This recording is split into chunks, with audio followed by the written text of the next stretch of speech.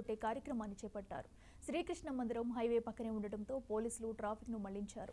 రాత్రి సమయంలో పోలీసులకు ఉపయోగపడే సేఫ్టీ జాకెట్స్, లైటింగ్ లాఠీలు లేక పోలీసులు అవస్థలు పడుతూ విధులు నిర్వర్తించడంపై ప్రజలు విమర్శిస్తున్నారు.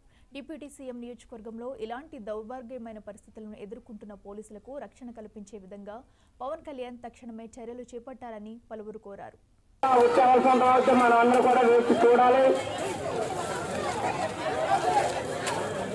కమిటీ వారు బంపర్ ఆఫర్ అండి.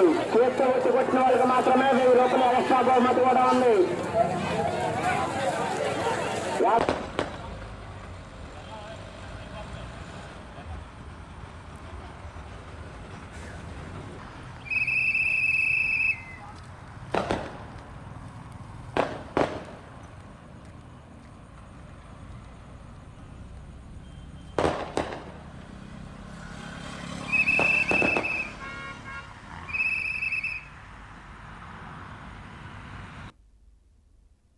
ఇవి bulletin updates. Keep watching 99 TV.